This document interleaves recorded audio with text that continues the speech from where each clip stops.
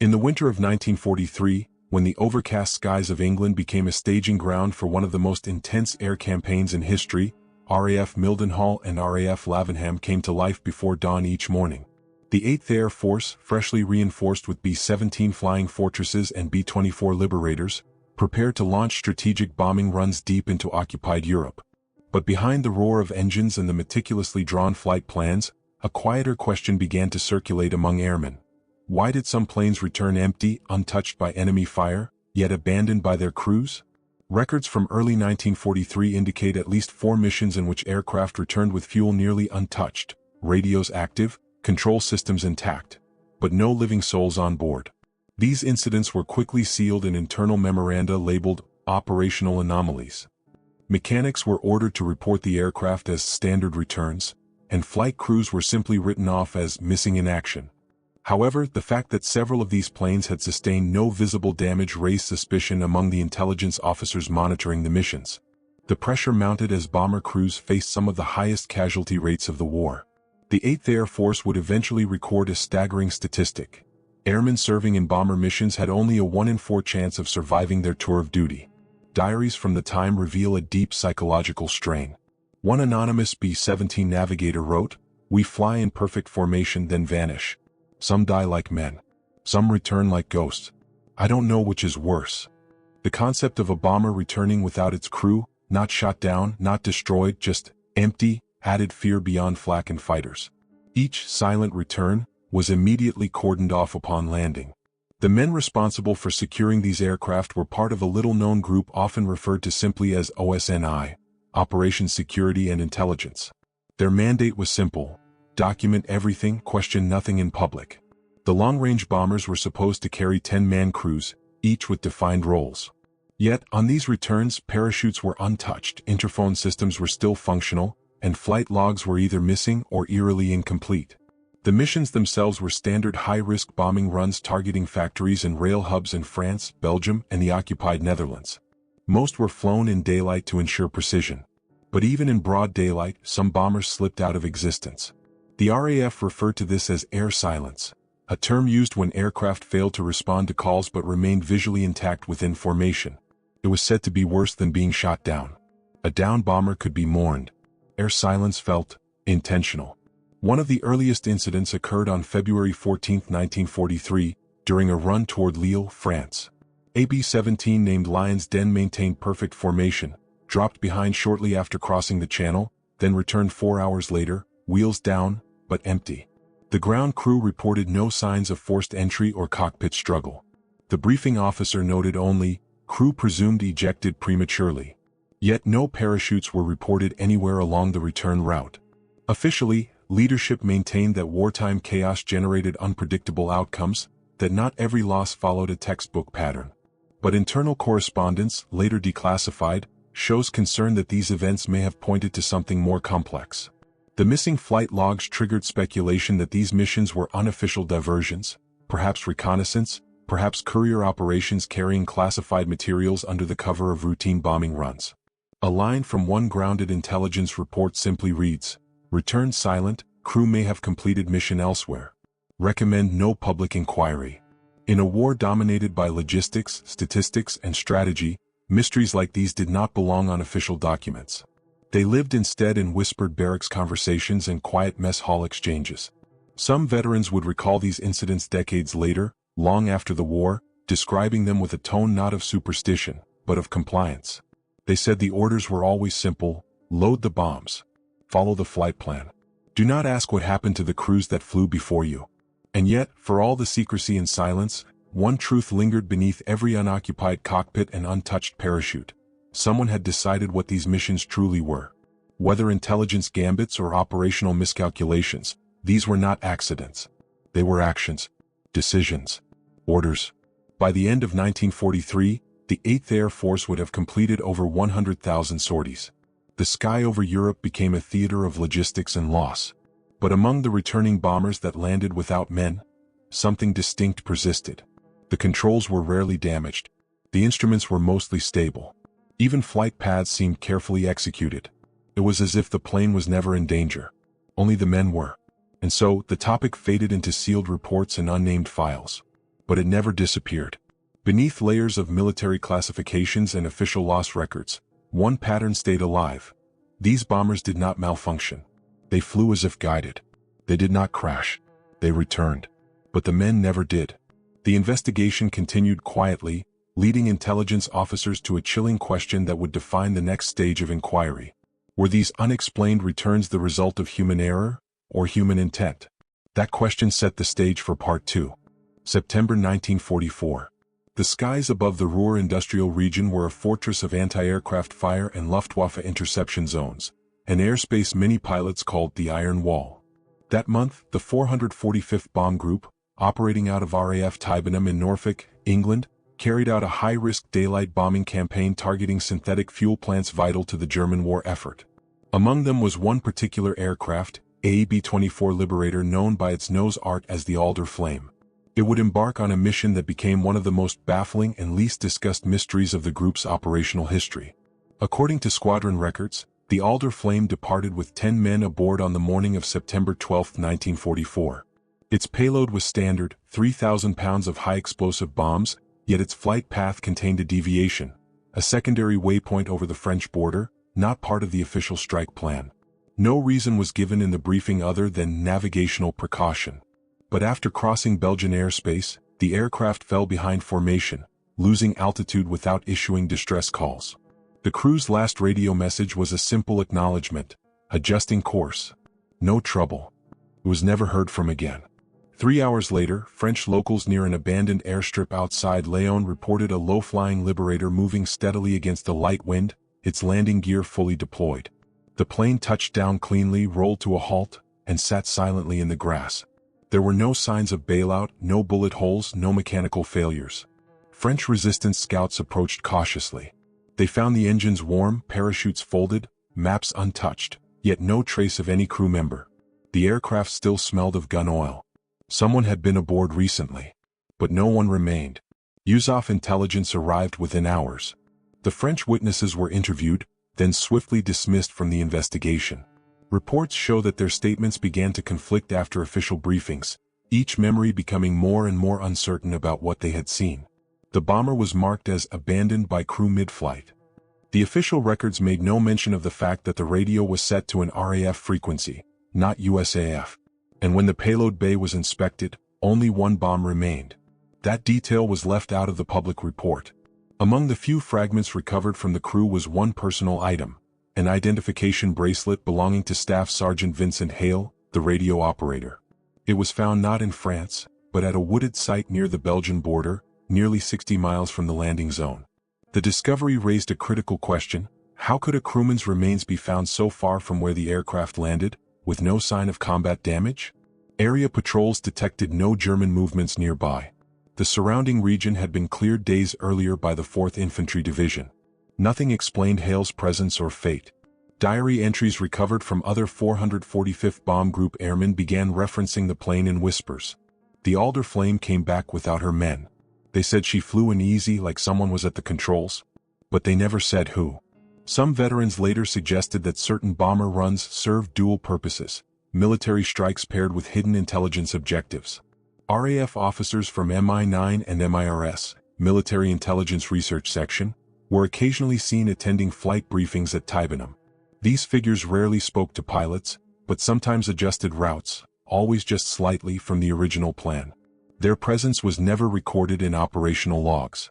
One pilot later remarked, "When a man in civilian shoes stood in the briefing room, the mission felt different."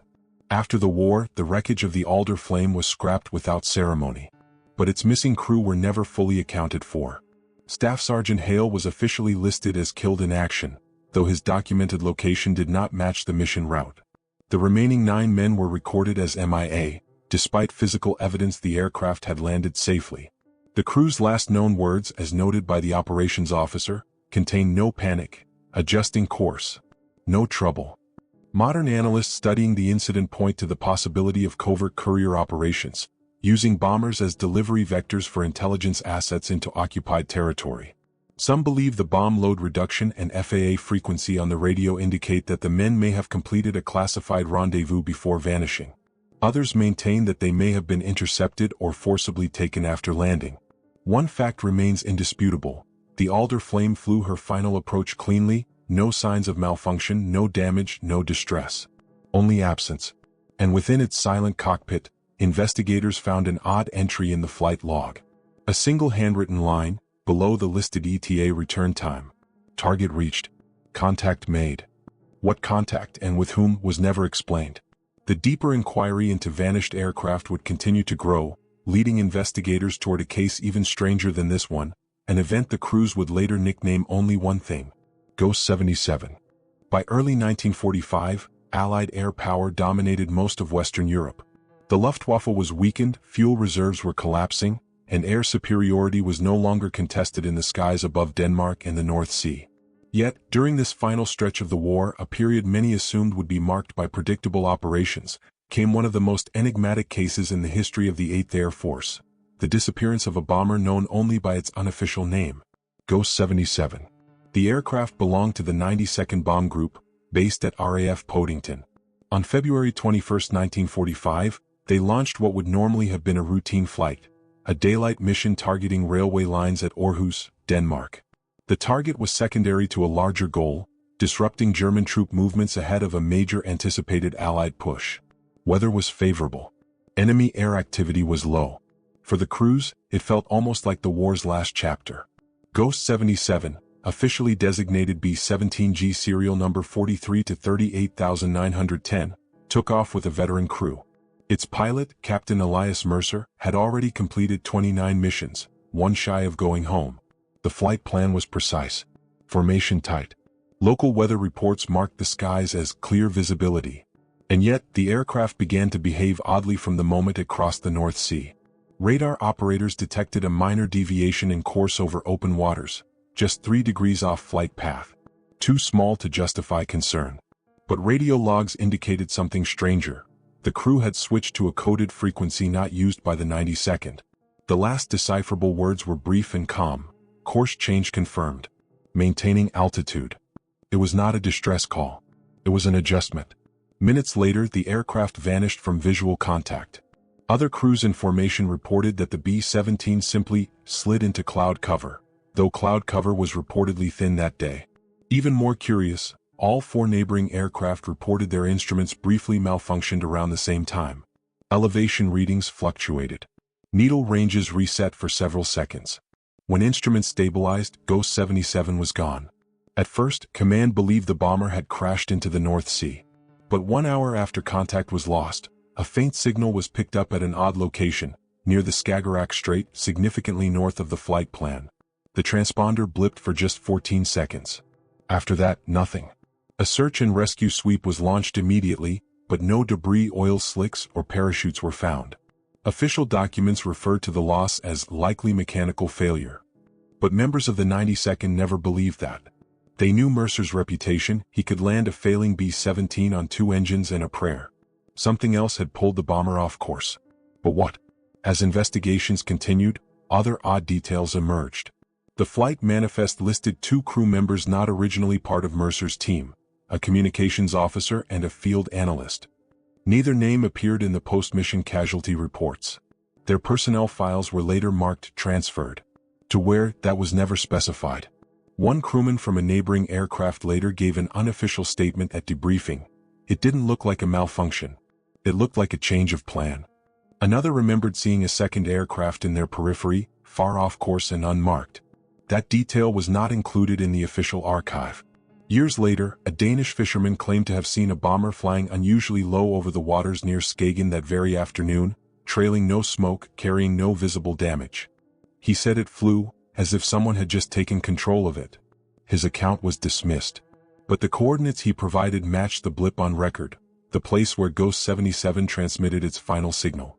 The disappearance of Ghost 77 raised troubling questions. Why did the aircraft deviate minutes after crossing the coast? Why was a non-standard frequency used? And why did the transponder fail to transmit any distress? Some historians now believe the mission may have been more than a basic bombing run.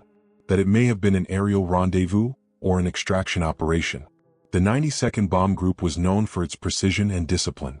For one of its most experienced crews to vanish without any sign of struggle, without a flare, a call, or a malfunction, was almost unthinkable. As one airman later wrote in his diary, "Planes crash. Men die. That we accept. But planes do not vanish when skies are clear." Ghost 77 was never recovered. Neither was its crew. But records show that for months after the incident, military officials continued surveying the North Sea with offshore patrols. USAF weather reconnaissance flights increased dramatically, and RAF signals intelligence began monitoring Danish airspace with renewed urgency. None of those actions were mentioned in public reports. No reason was ever given. The war would end less than 80 days later. But some missions like Ghost 77 would leave behind only a set of unanswered coordinates that pointed not only to the sea, but to another pattern yet to emerge, one that would draw the attention of an even more secretive department: the Special Operations Division of the Air Ministry. By mid-1945, as Allied command prepared for final operations in Western Europe, a different type of concern began to surface, one that couldn't be explained by enemy action or mechanical failure. Bombers were returning with missing logs, unlisted alterations, and occasionally with minor but deliberate changes to their flight paths. MI9 and the Air Ministry's Special Operations Branch quietly began reviewing these incidents, searching for irregularities that suggested a controlled narrative rather than chaos. The investigation found something curious. Some aircraft records showed signs of intentional editing. Times were adjusted. Serial numbers swapped. Even ground crew reports were modified after filing. RAF filters flagged these as administrative corrections. But to MI9 analysts they seemed too precise, too consistent to be clerical mistakes. In more than a dozen cases, bombers that returned under suspect circumstances shared one common trait: their flight logs ended earlier than they should have, often by only a few minutes. It was a detail that might have been dismissed as trivial, until investigators discovered erased entries. Carbon copies of maintenance reports showed faint impressions of previous notes that had been physically scraped away. One read simply, "External briefing personnel present, civilian clothing." Another, "Route alteration after map review, request from external." The word external appeared often, but none of the men listed under that category were assigned to any air squadron. These discrepancies brought attention to one quiet office in the Air Ministry, Special Operations Executive Liaison, sometimes shared with U.S. personnel connected to OSS, Office of Strategic Services. They were rarely seen directly, and most airmen didn't know which branch they represented. They simply arrived, adjusted flight parameters, then vanished from view. In rare instances, low-ranking clerks witnessed them at briefings. One such clerk, whose name was later removed from service files, described them this way: "They walked in like they owned the room. Didn't salute. Didn't introduce themselves. Just said, 'Here's your new FCP, follow it exactly.' And every pilot did." FCP flight control parameters. Once issued, they were not debated. From February to April 1945, at least 6 bombers returned with indications that their operational purpose had changed mid-flight. Among these was AB-24 from the 466th Bomb Group stationed at RAF Adelbridge. It departed with a full bomb load but returned missing 4 payloads and with an almost untouched fuel reserve. No photographs of the target area were recorded. No radio transmissions were documented. Yet, witnesses saw the aircraft land with the bomb bay doors closed and secured, as if nothing had been dropped at all. The commanding officer privately questioned the pilot. According to one account kept in a personal diary, the conversation was short. "What happened up there?" "We completed our orders, sir." "Those orders were not in the briefing." A pause, then the pilot reportedly replied, "They weren't meant to be." The diary entry ended with one chilling line: "Pilot transferred the following morning. File sealed." The deeper investigators looked, the more they found signs of irregular command flow. Some missions appeared to be legitimate bombing runs, until reaching a waypoint where alternate objectives were introduced. These objectives were rarely defined. Often, they consisted only of coded coordinates, with no target description attached. What happened after reaching those waypoints went largely unrecorded. Within the official documents, they appeared as navigational diversions due to weather. But the weather reports from those same dates often did not support those claims. Intelligence analysts discovered that maintenance checks conducted after these missions were unusually thorough, not focused on damage but airframe access. They were investigating compartments. One mechanic from RAF Lavenham wrote in his pocketbook, "We're not fixing anything. We're looking for something. Something that's not supposed to be here." His note was never formally collected, but was found decades later among old personal effects stored in Norfolk. By April 1945, rumors spread among air crews that certain flights never intended to reach enemy targets at all. They were believed to be covert courier missions, some delivering messages to resistance networks, others perhaps extracting individuals who knew too much. These rumors were dismissed officially as mess hall fantasies. But several pilots recalled receiving briefings with peculiar omissions: no clear target description, no enemy projections, and most notably, no expected return route. The most unsettling pattern was not found in the air, but on the ground. A handful of missions returned with no crew injuries and no aircraft damage. And yet, their crews were whisked into private debriefings and reassigned within 48 hours. No one saw them again under the same unit. A single handwritten note from an intelligence officer reviewing one of these missions read: "Minimal damage. Minimal fuel loss. Mission objective unclear. Debrief involved external personnel. Issue unresolved." As months passed, global war approached its final breath.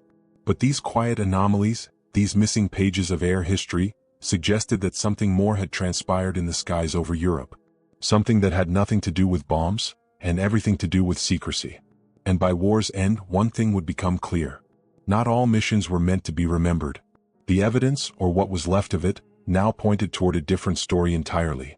Not one of strategic bombing, but of classified intent. And as the war ended, another question surfaced, one that would haunt post-war investigators for decades. Where did these men go after their final debriefings? As the final months of the war approached, a change in tone seemed to ripple through the flight briefings across several airfields in England. RAF Mildenhall, RAF Adelbridge, RAF Lavenham. The airmen weren't facing the same questions anymore. Not "can we survive this?" but rather, "why are we going?" By 1945, combat deaths were expected, but unexplained missions were becoming far more troubling. Pilots began noticing vague instructions, sealed packets, and one phrase that would come to define this final stretch of the war: "need to know." Surviving diaries describe uncertainty creeping into bomber crews, especially veterans who had flown dozens of missions. Some crews were told the most unusual instruction of their entire service: if anything changes, follow without question. It wasn't fear of flak guns that unsettled them anymore. It was the unsettling belief that someone, unseen, was rewriting missions in mid-air. One of the most detailed accounts came from Flight Lieutenant Harold Keane, a British pilot stationed at RAF Lavenham under temporary attachment with the USAF. Keane recalled a mission briefing in April 1945 where an unlisted man, wearing a service coat with no insignia, entered the room and adjusted coordinates on a wall map. No one asked his name. His instructions were short: new objective, secondary clearance, stick to timing. Keane described one reaction in his diary: no one questioned it. That silence was scarier than flak. It wasn't just flight plans that changed. Communications officers noticed orders arriving under new encryption formats, sometimes signed only with initials, or with the term operational courier. A communications sergeant assigned to the 44th Bomb Group later claimed that some messages did not resemble typical military codes. They were instead structured more like logistical clearance signals, used for passage and pickup rather than combat. Then there were the flyers who spoke of partial missions, runs where the bombs were never dropped, yet debriefings insisted they had. Photographic evidence from aerial reconnaissance cameras was occasionally sealed, reportedly due to poor visibility. But weather records from those days often showed clear skies. By late April 1945, confirmations of aircrew transfers increased noticeably. Crews that returned from certain missions were often divided, pilots and navigators reassigned to special duties, while gunners and engineers were processed as standard returns. The phrase "standard return" began to appear frequently across unit logs. But no one knew exactly what it meant. Within weeks, dozens of bomber crewmen simply disappeared from squadron rosters, not marked as dead or missing, but listed as reallocated. Some family letters were returned unopened. Many airmen believed resistance groups across Europe were involved. Some spoke of low-altitude flyovers near forest clearings or markers on the ground visible only to the trained eye. These seemed less like bombing runs and more like coordinated handoffs. And yet, no pilot would ever say such words aloud during formal debriefings. One aviator put it simply: "We shot at the enemy, but by then the real enemy was uncertainty." Mi-9 and OSS had long cooperated to extract Allied prisoners and smuggle weapons to partisans. But in these final months, their operations became increasingly aggressive and increasingly invisible. It was speculated that individuals, scientists, informants, and perhaps defectors were being moved in and out of enemy territory by air. If so, secrecy was more valuable than survival. The war correspondent Martha Gellhorn wrote, "In victory's shadow, eyes turned inward, not toward the foe but toward one another." It captured the atmosphere felt by many who flew those final missions. Not panic but controlled compliance. The kind that suggests the orders came from beyond ordinary military authority. As VE Day approached, the war seemed ready to close its final chapter. But in hangars across England, some bombers landed with fuel, with functioning controls, and with empty seats. And for the aircraft that returned with their men, some did not stay long. They were quietly relocated, reassigned, forgotten. One small note found scribbled on a briefing folder contained an unusual phrase: confirmed extraction. No public record. Final flight to be erased. Whether it referred to personnel, cargo, or information, nobody knows. But what is known is that dozens of airmen from multiple units were never seen by their original squadrons again after those missions. Their fate was sealed behind the doors of classified debriefings. And as the war came to its victorious end, celebration swept across Europe. But in certain airfields, one question remained, not spoken aloud but written in silence. We won the war, but what did we consent to along the way? That question would linger long after VE Day, and lead directly into what came next. The final disposition of those planes. Not in air but in storage. And in silence. VE Day arrived with celebration, streets filled with cheering crowds, flags stretched across windows, and airmen finally exhaling after years of tension. But inside certain military offices on RAF Buttonwood Air Depot, something else was underway. Not jubilation but quiet logistics. While Europe declared victory, the U.S. Army Air Forces began systematically scrapping or storing select bombers, many of which had returned from unexplained missions with unusual flight records, missing logs, or incomplete crew reports. Buttonwood, located near Warrington in Cheshire, was the largest U.S. air depot outside America. Its purpose was clear: maintenance, repair, storage. But in May 1945, it became something more: a terminal. Aircraft arriving from various squadrons were relocated quickly and discreetly. Several carried unofficial markings or swapped serial plates. Mechanics were instructed not to ask questions. Some bombers were dismantled within days of arrival. Others were kept under guard, fenced off from standard inventory. No information was provided regarding their crews. Families of missing airmen began receiving notices, some with conflicting dates or incorrect locations. Widows were left with questions rather than closure. In a few cases, relatives were told that remains had been recovered, yet no personal effects were included. Even more unusual, several airmen were posthumously awarded medals without any detailed citation. One such commendation simply read, "Service above expectation." One transfer manifest dated June 1945 listed the arrival of AB-24 with no recorded tail number, marked only as Unit Classified. It was accompanied by a transport vehicle carrying 2 sealed crates and 3 intelligence officers. The crates were handed over to logistics clerks who signed with initials only. When questioned decades later, the clerk recalled only one instruction: "This does not get inventoried. It gets forgotten." By then, whispers had begun among ground personnel about ghost crews, flight teams who had reportedly returned, but were never seen again. One mechanic noted an unusual trend. Several bombers landed with logbooks ending 2 minutes before their estimated landing time. Those last 2 minutes, missing across multiple aircraft, were never accounted for. Fuel calculations and throttle readings suggested the planes had performed specific maneuvers before descent, yet nothing was recorded.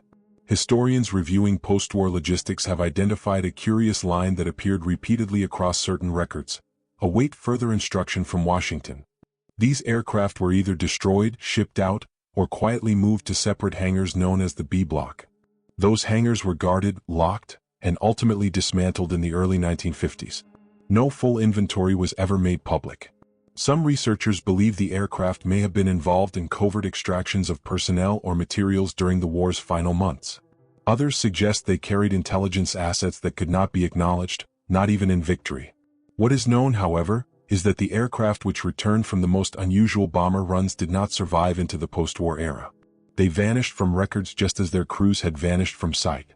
In 1977, during the declassification of war records, a single line appeared in a document referencing the 92nd and 445th Bomb Groups, units tied to unexplained missions.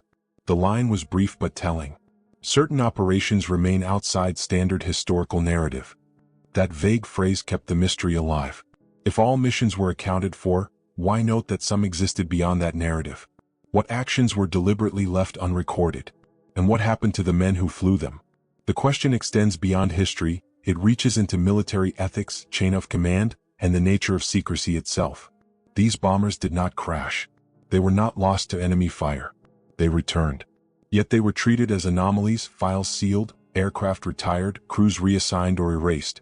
The official story ended. But the unanswered questions remained.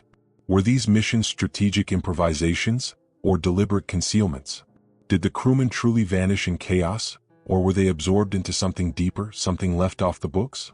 And above all, were these bombers abandoned, or were they completing missions that history was never meant to record? There are no final answers. Only archived impressions, scratched out notes, incomplete manifests, and a silence that settled over Buttonwood, a silence thick enough to feel intentional. One final line discovered in a faded operations ledger read like a quiet confession. Final approach complete. Crew secure. Official entry unnecessary. That was the last written trace. After that, there were no more words. Only the worn metal frames of bombers, and the closed doors of history.